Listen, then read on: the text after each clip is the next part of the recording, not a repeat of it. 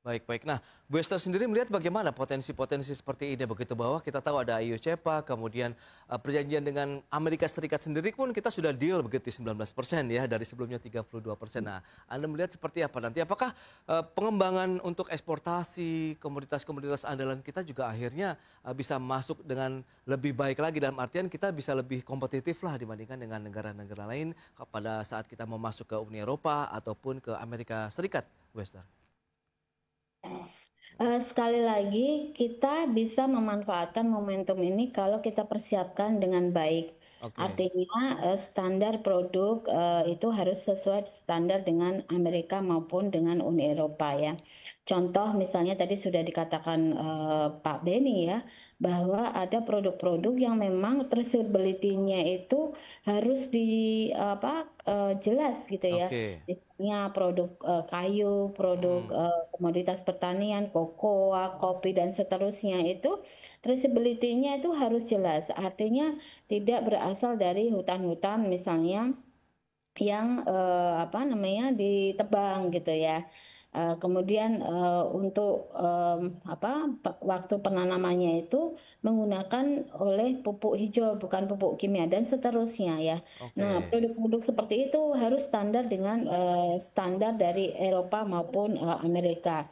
Karena kan Mhm. mereka untuk komoditas pertanian mereka sudah punya yang namanya certification ya. Sustainability standard yang dalam hal ini adalah certified. Jadi kalau kopi Oke. itu dia certified, kemudian cocoa certified dan seterusnya. Semuanya disertifikasi. Nah, Mhm. kalau kita bisa mempersiapkan itu dengan benar, dengan baik, maka produk kita bisa penetrasi pasar ke Uni Eropa maupun Amerika gitu. Nah, namun Oke. kalau kita tidak bisa memenuhi standar, nah, goodbye gitu ya. Jadi Oke, ini nah ya. yang harus kita persiapkan dengan baik. Oke, nah standarisasi dan kemampuan dari para pelaku ekspor di Indonesia untuk bisa memenuhi standar tadi dari Amerika Serikat maupun Eropa. Tahan dulu Pak Beni jawabannya, kita akan jeda dulu sebentar ya. Dan pemirsa, kami akan segera kembali usai pariwara berikut ini.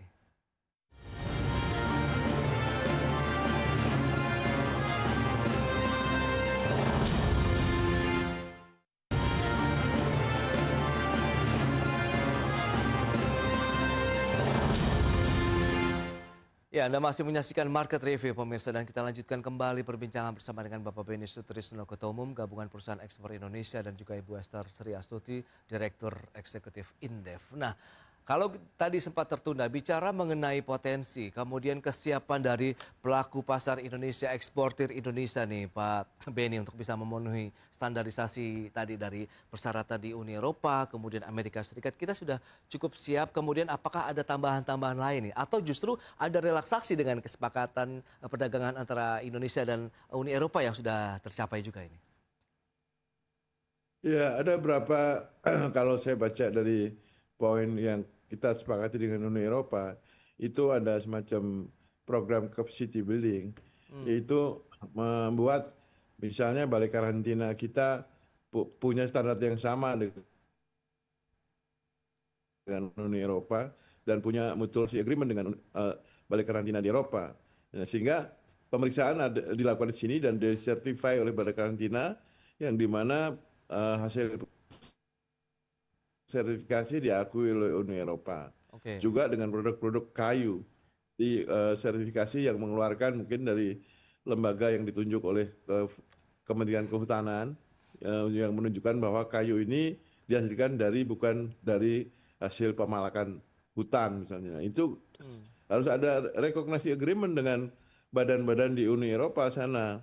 Dan ketiga, mungkin barangkali ini teknis sekali, eh, bahwa ada sistem kalau Amerika itu one step proses ya, one step proses itu barangnya boleh dari mana aja sepanjang diproduksi di Indonesia itu country of origin Indonesia.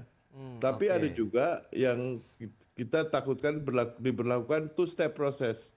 Jadi yang produksi di Indonesia bahannya itu harus dari Indonesia. Nah itu mm, pada saat ini mungkin nggak bisa terjadi karena kita tidak memiliki barang semua yang kita produksi.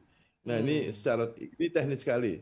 Oke, oke. Untuk bahan bakunya terutama yang juga masih didatangkan dari luar negeri begitu ya Pak Beni ya? Iya, iya, itu kalau Amerika one step proses, Mas. Baik, baik. Oke.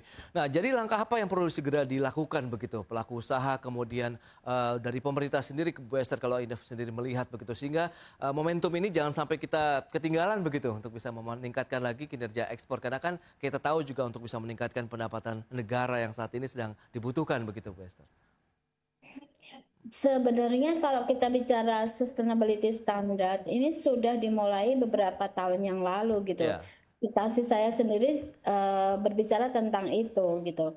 Jadi ini adalah sertifikasi ini adalah market driven.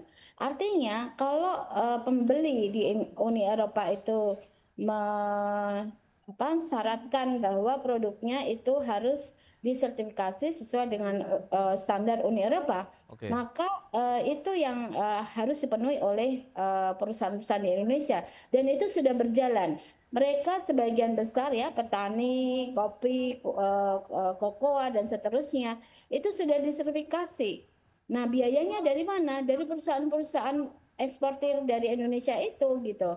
Nah, alangkah baiknya kalau pemerintah melakukan membantu ya, memberikan insentif dan seterusnya untuk bisa mendorong perusahaan-perusahaan swasta itu untuk bisa memenuhi ya sustainability standard yang dilakukan oleh Uni Eropa. Itu yang pertama.